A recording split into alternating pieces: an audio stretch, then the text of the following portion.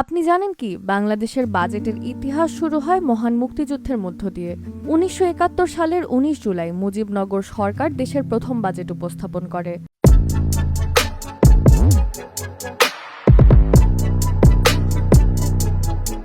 তখন অর্থমন্ত্রী ছিলেন এম মনসুর আলী। বাজেটের মূল উদ্দেশ্য ছিল স্বাধীনতার যুদ্ধ পরিচালনা এবং জরুরি ব্যয় নির্বাহ। বাজেটের ব্যাখ্যায় বলা হয়েছিল এই বাজেট সরাসরি ও পরোক্ষভাবে মুক্তিযুদ্ধকে সহায়তা করবে এবং আশা করা হয়েছিল ৩ মাসের মধ্যেই দেশ স্বাধীন হবে। স্বাধীনতার পর ১৯৭২ সালের ৩০শে জুন বাংলাদেশের প্রথম অর্থমন্ত্রী তাজউদ্দিন আহমেদ নবগঠিত দেশের প্রথম জাতীয় বাজেট উপস্থাপন করেন। তিনি একসঙ্গে ২টি অর্থ বছরের বাজেট ঘোষণা করেছিলেন। তখন বাজেটের আকার ছিল মাত্র ৭১৯ কোটি টাকা। যুদ্ধবিধ্বস্ত অর্থনীতি, ধ্বংসপ্রাপ্ত অবকাঠামো এবং লাখো বাস্তুচ্যুত মানুষের পুনর্বাসন ছিল সেই বাজেটের প্রধান লক্ষ্য।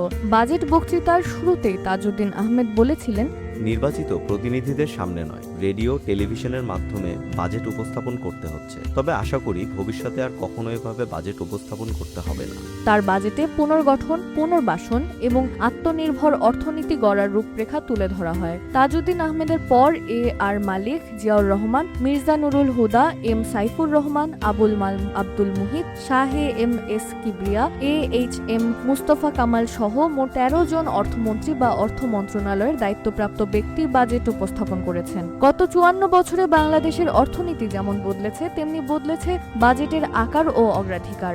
১৯৭৬ সালে প্রথমবার কালো টাকা বৈধ করার সুযোগ দেওয়া হয়। ১৯৯১ সালে চালু হয় ভ্যাট ব্যবস্থা। ১৯৯৭ সালে শুরু হয় সামাজিক নিরাপত্তা কর্মসূচির আওতায় বয়স্ক ভাতা। পরবর্তীতে অবকাঠামো উন্নয়ন, তথ্য প্রযুক্তি, সামাজিক সুরক্ষা এবং বৃহৎ উন্নয়ন প্রকল্প বাজেটের গুরুত্বপূর্ণ অংশ হয়ে ওঠে। ২০০৯ সালের পর বাজেটের আকার দ্রুত বাড়তে থাকে। অবকাঠামো, সামাজিক সুরক্ষা, ডিজিটাল উন্নয়ন এবং বৃহৎ উন্নয়ন প্রকল্পগুলো বাজেটের প্রধান অংশ হয়ে দাঁড়ায়। ২০২৪-২৫ অর্থ বছরে দেশের ইতিহাসে সবচেয়ে বড় বাজেটের আকার দাঁড়ায় ৭,৯৭,০০০ কোটি টাকা। আর ২০২৫ সালে অর্থ উপদেষ্টা সালেউদ্দিন আহমেদ জাতীয় বাজেট উপস্থাপন করে এই দীর্ঘ ইতিহাসে ১৪তম বাজেট উপস্থাপক হিসেবে যুক্ত হন। তাজউদ্দিন থেকে সালেউদ্দিন, বাংলাদেশের ৫৪টি বাজেট কেবল সংখ্যার গল্প নয়, বরং একটি জাতির সংগ্রাম, পুনর্গঠন, উন্নয়ন এবং অর্থনৈতিক অগ্রযাত্রার ইতিহাস।